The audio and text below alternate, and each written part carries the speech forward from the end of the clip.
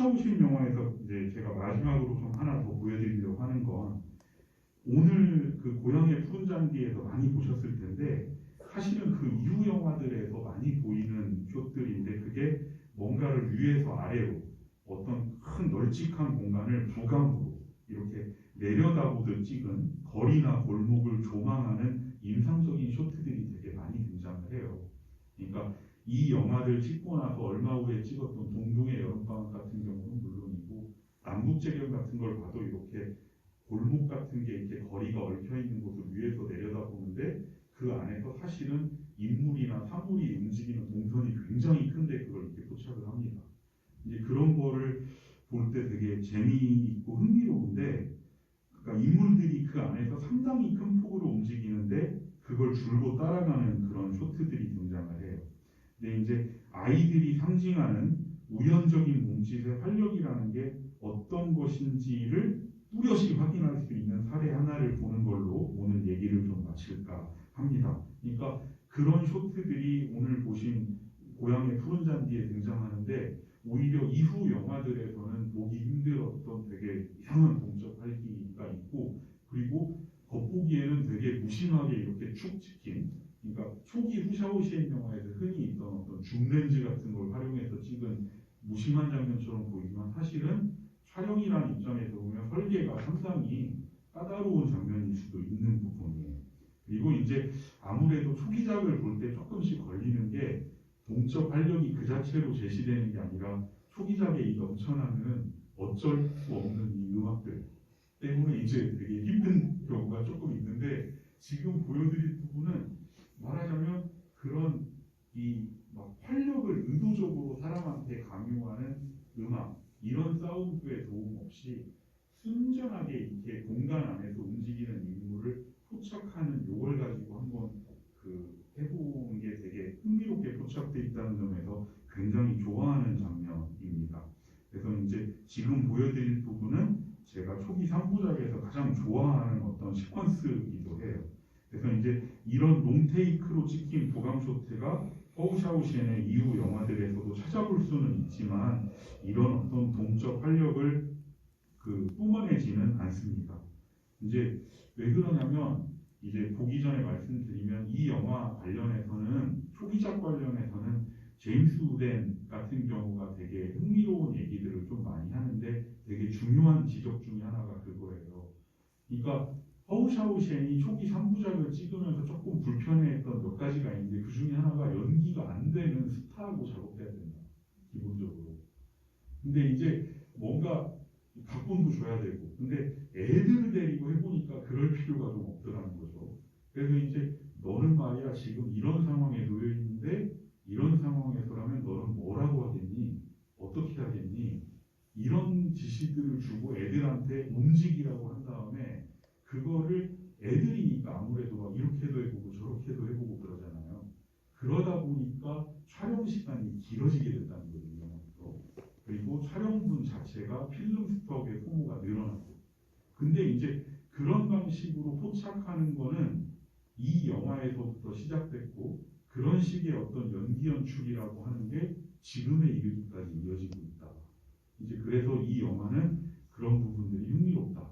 그래서 이제 그런 걸 또 볼 수 있는 장면 중에 하나인데 이제 제임스 우덴 같은 경우가 예로 드는 건 제가 오늘 가져오진 않았지만 방금 보신 영화니까 다친 올빼미 데려다가 이렇게 보살펴 주는데 아버지가 병아리 죽였다고 해서 패대기쳐 죽였다고 하잖아요.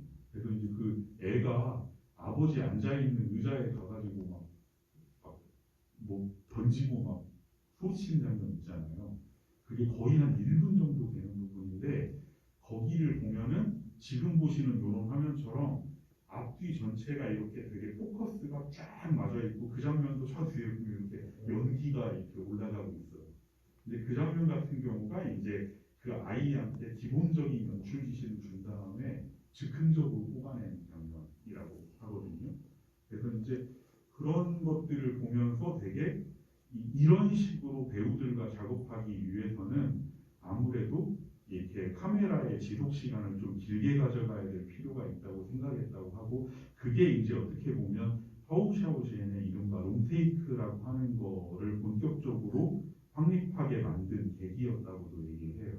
그러니까 이제 롱테이크를 위한 롱테이크가 아니라 사실은 무엇보다 배우, 연기자들의 어떤 우연적이고 즉흥적인 동적 활력을 포착해내려고 하는 거에서 이제 이 형식이 나왔다는 건데, 이제 제 생각에 자객서분남 같은 영화를 보면 허우샤오시에는 여전히 자신의 어떤 미적 형식의 초기작의 동적 활력을 통합해내려고 하고 있습니다.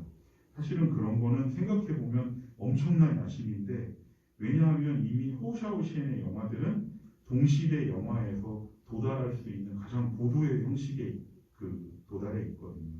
그래서 이제 실제로 그 자객서분남 관련된 얘기를 드리고 이제 마지막 그걸 볼 텐데, 결국 실행에 옮기지는 못했지만 자객서분남 같은 경우에 허우샤오시엔이 원래 16mm 볼렉스 카메라를 써서 전체를 핸드헬드로 촬영하려고 했던 영화거든요. 네, 그리고 실제로 16mm 볼렉스 카메라를 일본 촬영지에 2대를 들고 갔었어요.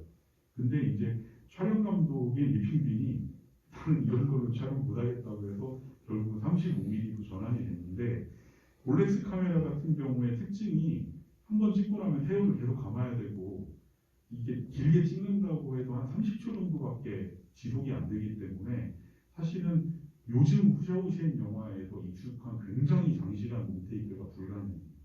그리고 이제 그런 카메라를 써서 16mm를 써서 핸드헬드로 촬영하려고 시도했다는 게, 저는 그런 게 분명히 허우샤오시엔이 여전히 갖고 있는, 그리고 특히 무협 영화를 찍으려고 하면서 그런 생각을 했다고 하는 거는 본인이 오늘날에 도달한 형식 안에 굉장히 동적 활력을 재도입하려고 한다고 하는 과제가 여전히 남아있는 거라고 생각을 하고 있습니다. 그래서 이제 이런 식의 실행은 되지 않았지만 됐다면 어땠을까 이제 좀 궁금하기는 합니다. 그래서 이제 이런 점을 고려하면 사실은 그러니까 고도의 어떤 형식에 도달해 있으면서도 그 형식이 굉장히 운동적인 활력을 갖기를 바란다. 그러면 사실 후샤오시엔의 지향은 오지아스지로나 펠리니 같은 감독하고 전혀 다르고, 오히려 차라리 존 포드 같은 감독하고 비교해서 생각해보면 더 나올 수도 있다는 생각도 해봅니다. 자, 그러면 방금 말씀드린 고향의 푸른 잔디에서 제가 굉장히 좋아한다고 했던 그 부분을 볼 텐데요. 여러분들 이미 보신 부분이지만 한번 기억을 떠올리면서 재확인해 보시면 좋을 것 같습니다. 바로 그 애들이 이제 대변 봉투 다음날까지 가져오라는 과제를 받고 나서 집으로 이제 딱 달려가는 그 부분인데요.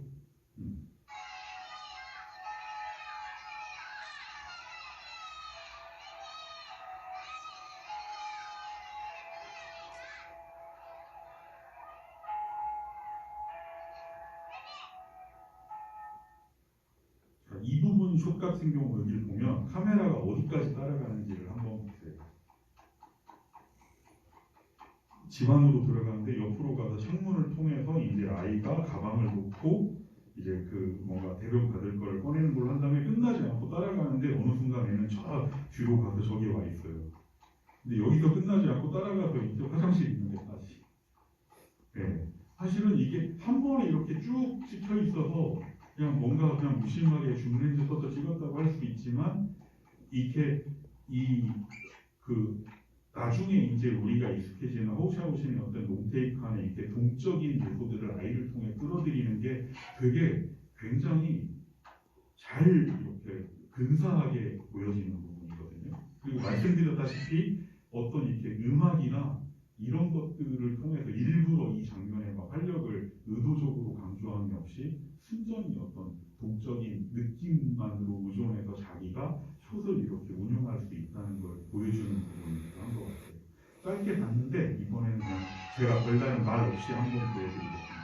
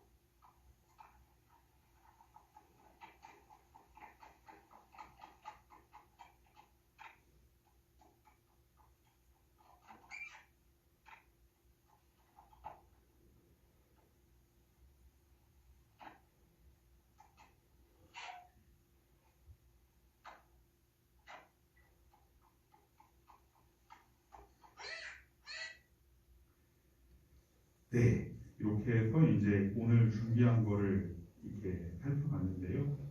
이제 정해진 시간 안에 좀 마칠 수 있었던 것 같고 몇 가지 이제 특징적인 사례들만 봤지만 한번 이제 이 초기작에서 오늘 제가 이렇게 완전히 형식화되지 않은 우연적인 활력을 지닌 동적 요소라고 했던 것들이 이제 그 이후에 호우샤오시엔 영화들에서 이제 어떻게 보여지는가 이런 것들도 앞으로 좀 보실 때 살펴보시면 좋을 것 같고 오늘 이제 뭐 그 영화 자체를 이렇게 많이 보여드리진 않았지만 그 기회가 되신다면 한번 동동의 여름밤 같은 경우는 다시 보시면 굉장히 좋을 것 같습니다.